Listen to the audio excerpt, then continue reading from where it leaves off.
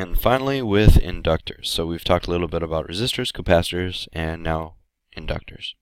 Back with the capacitors, we explained that back here when you're looking at current and voltage, capacitors have a leading current. The current leads the voltage. Now with inductors, it's actually going to be the opposite. The voltage is going to go like this, and you're going to see the current with a shift that looks like this. Pardon the not so great curves here. So when the voltage is at 0, it's going to actually be back at a minimum. Kind of like if you were to continue the voltage back here, that's where this starts. And so this has been shifted over pi over 4 or 90 degrees, and the current is trailing the voltage. It's trailing, it's not in the same phase. So we'll jump right into the inductive reactance. Inductive reactance is the same idea as capacitive reactance. Inductors are going to act somewhat like a resistor.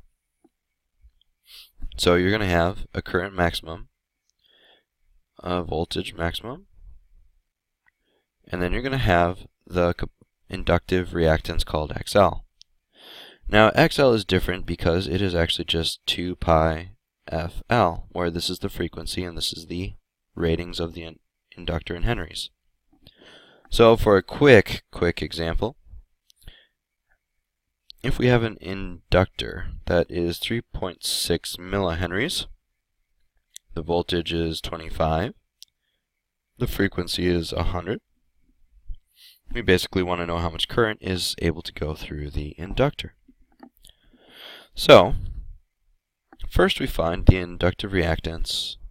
It's going to be 2 pi times the frequency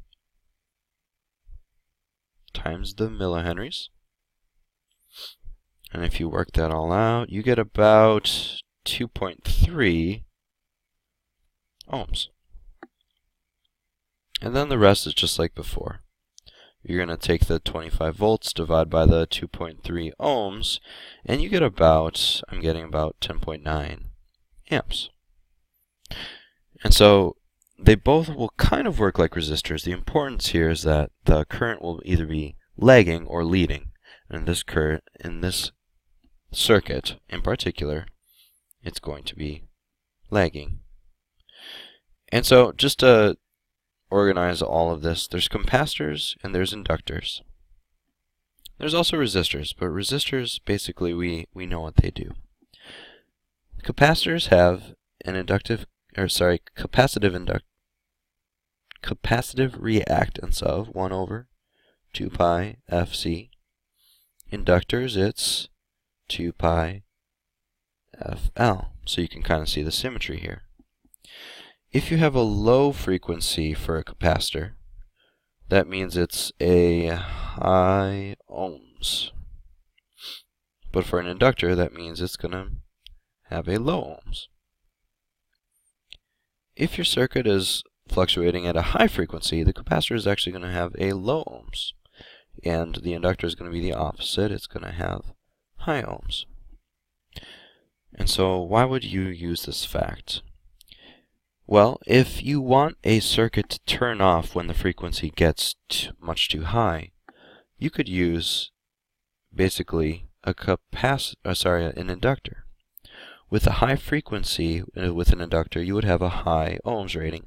And so if the frequency got too high for you, the resistance would increase and increase, so that it might actually cut off the circuit. Likewise, if you want a circuit to kind of turn off when you have a low frequency, you would use a capacitor, because low frequencies would create a high ohms rating. So if you encounter low frequency, you would have less and less current running through it, so it would eventually practically shut off.